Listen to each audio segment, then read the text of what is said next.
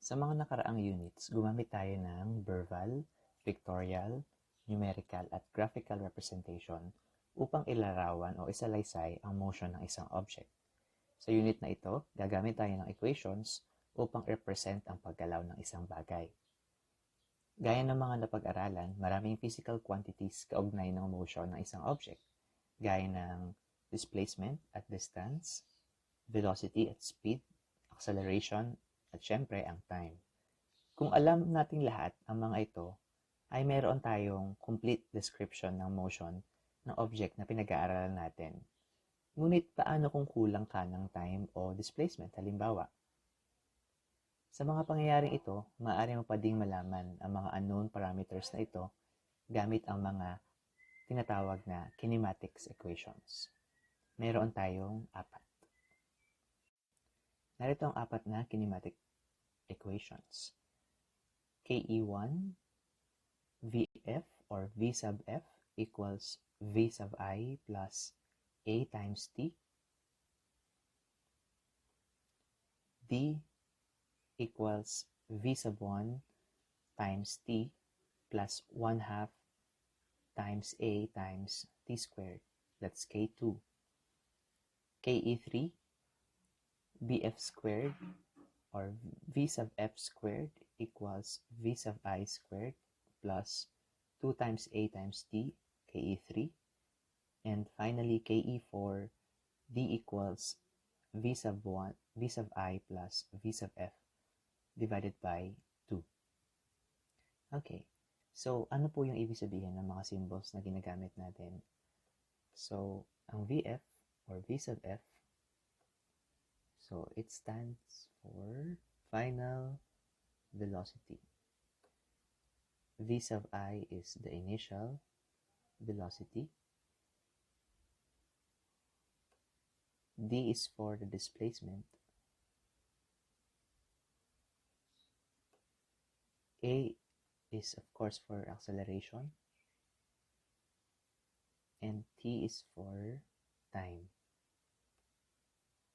Okay, huwag kayong mag-alala or matakot sa mga equations na yan kasi tuturo ko sa inyo kung paano nyo siya gagamitin sa mga sample problems na ito.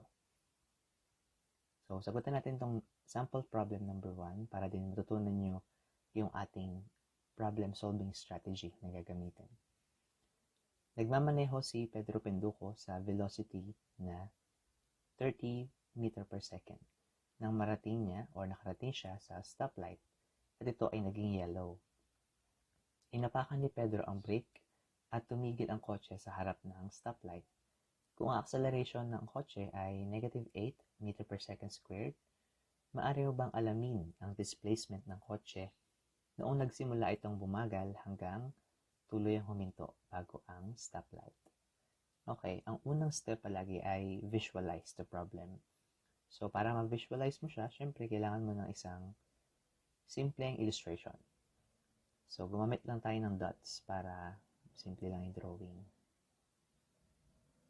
So, halimbawa, ito yung kanyang ruta. Ito ang initial point. Ito ang final position or final point niya. So, noong simula, siya ay nasa A. Meron siyang bilis na so, ito ay B sub I kasi yun ang bilis niya ng simula. 30 meter per second. Again, yung arrow paturo sa kanan kasi sabi sa atin plus. So, pupunta yun sa positive direction. Sa letter B, nandun kasi yung stoplight, no? And nakita niya na nag-flash na siya ng yellow. So, syempre, kailangan niya mag-stop. So, dapat yung iyong mga vector arrows ay unti-unting umiiksi hanggang sa point na to ay nakatigil na siya kasi sabi sa problem ay tumigil ang kotse sa harap ng stoplight. Ibig sabihin nun, wala siyang tumigil na siya, ibig sabihin ay ang kanyang velocity ay 0. Okay? Ang acceleration niya sa ruta na A to B ay -8 meter per second squared. Negative acceleration ito, no? Kasi siya ay bumabagal habang papunta sa positive direction. Okay, now that we have visualized the problem, sulat natin yung ating given. So, ang ating given ay, so, syempre, given sa atin ang v sub I, 30 meter per second. Given sa atin ang acceleration, negative 8 meter per second squared. Given sa atin ang v sub f, 0, although hindi siya mismo sinabi no, na ang v sub f ay 0, minsan kailangan natin itindihin yung problem para malaman yung ibang given sa atin. So, hinahanapan tayo ng displacement. Yun ang required. Okay? Ibig sabihin, ano yung kanyang displacement from A to B. So, meron tayong given, meron tayong required.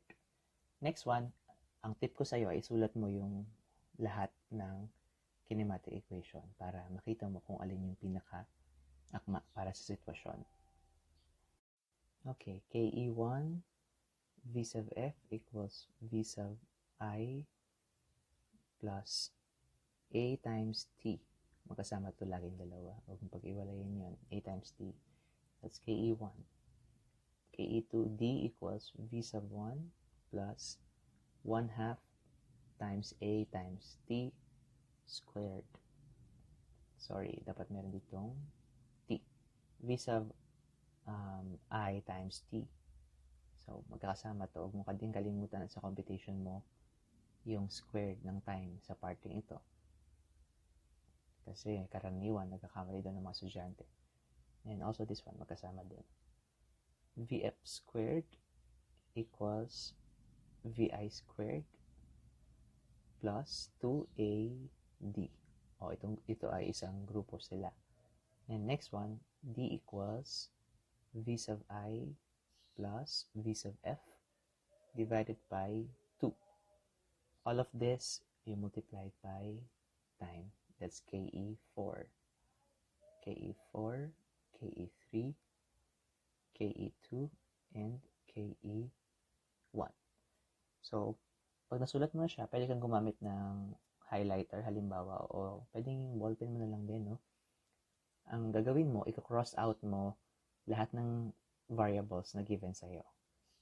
So, ibig kong sabihin, i-cross out mo yung VI, A, saka VF.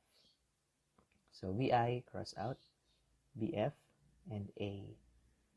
VI, A, VF, VI, A. VF, or VI, VF. Okay, next one, i-identify mo kung ano yung hinahanap mo. Hinahanap mo yung displacement. Okay. After mo ma-identify, piliin mo yung equation na kakaunti na yung kulang na given at saka nandoon yung hinahanap mong variable. Ibig sabihin, hindi mo na gagamitin yung KE1 kasi wala naman dyang D. Diba? So, hindi mo mahanap yung displacement kung gagamitin mo yun. Huwag mo ding gamitin itong KE2 kasi kung titingnan mo, although meron ditong displacement, hindi ka naman given, hindi ka given ng time. Okay, the same with this one. Although meron kang displacement, hindi ka given ng time. So, ang best choice para sa'yo ay yung KE number 3.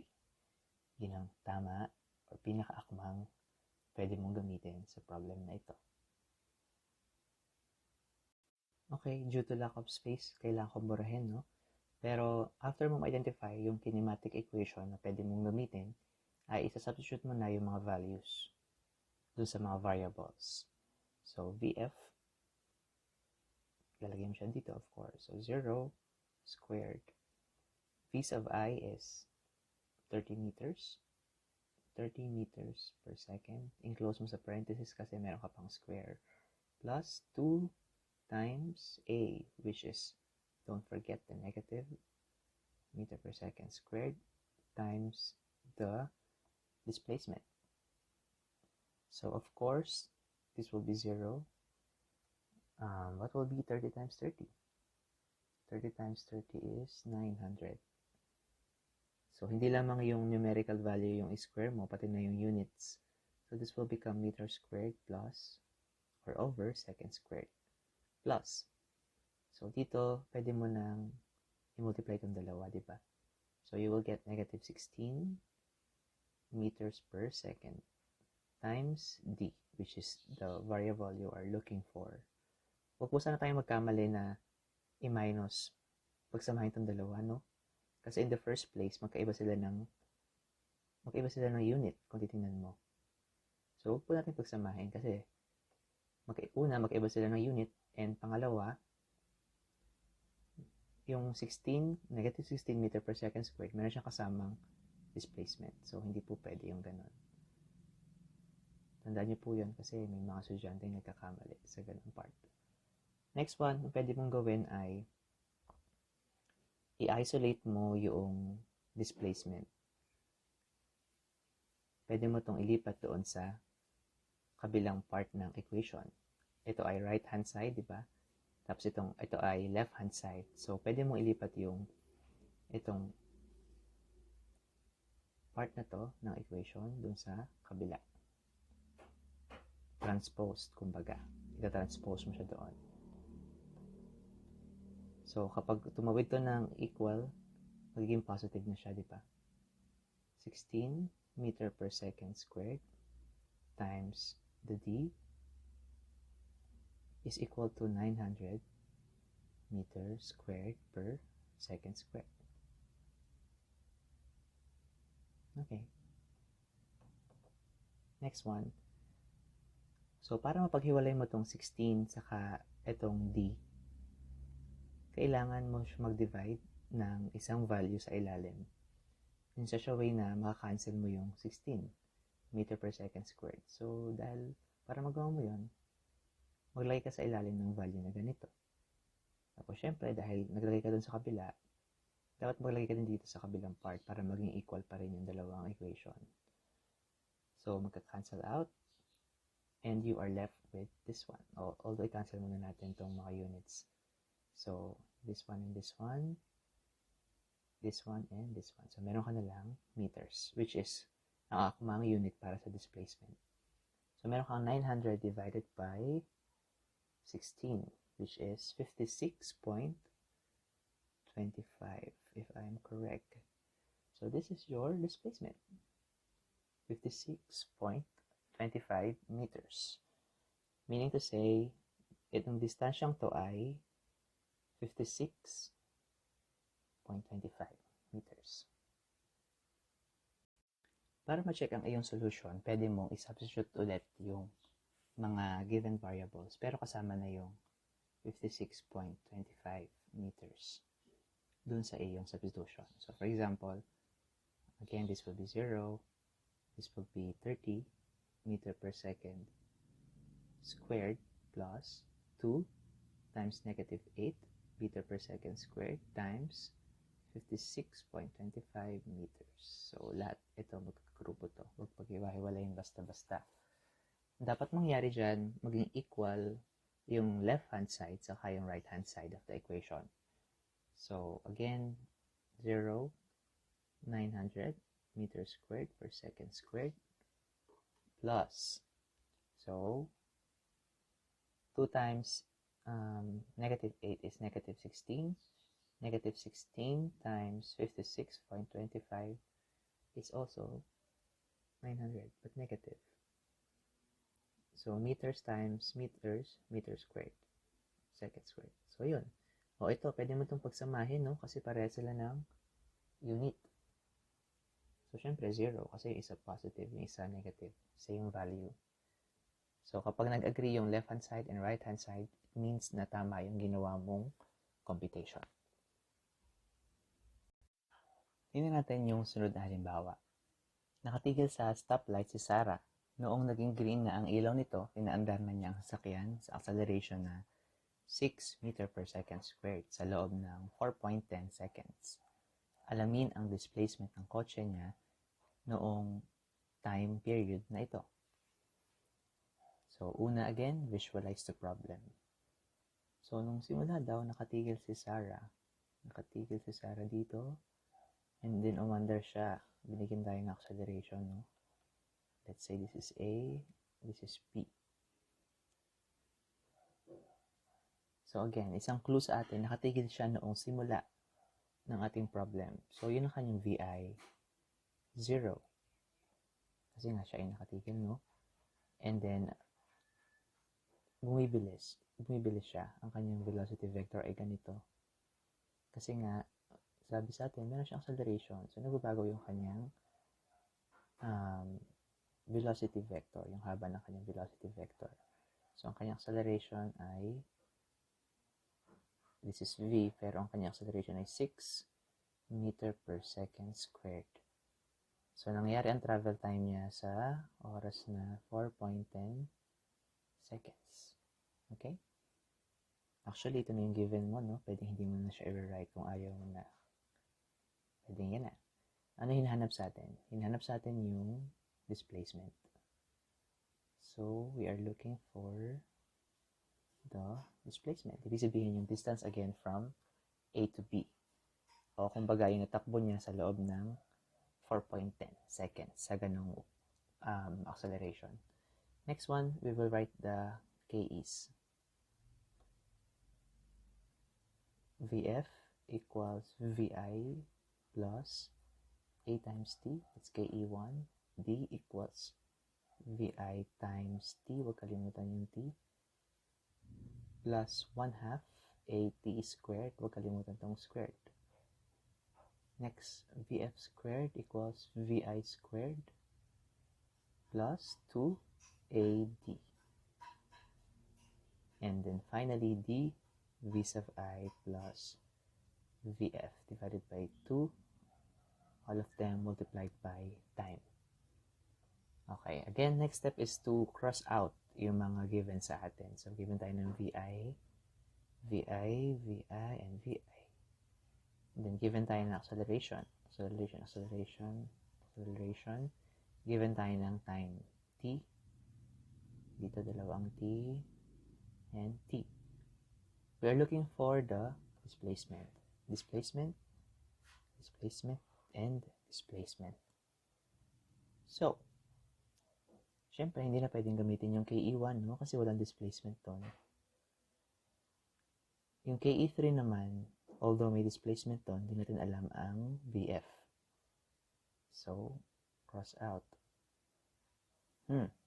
Also, yung KE4, hindi natin alam yung BF. So, cross out. So, malinaw sa atin na yung kailangan natin gamitin ay yung KE number 2. Okay. After identifying na KE2 yung dapat gamitin, we will substitute now the given values. So, VI is 0. Multiply that by 4.10 seconds plus 1/2 times 6 meter per second squared. Don't forget the units. And times 4.10 parenthesis seconds squared. Okay. So, of course, 0 times everything else. That will be 0. Plus 1/2 times 6. You will get 3 meter per second squared. Times this one. What's the square of 4.10?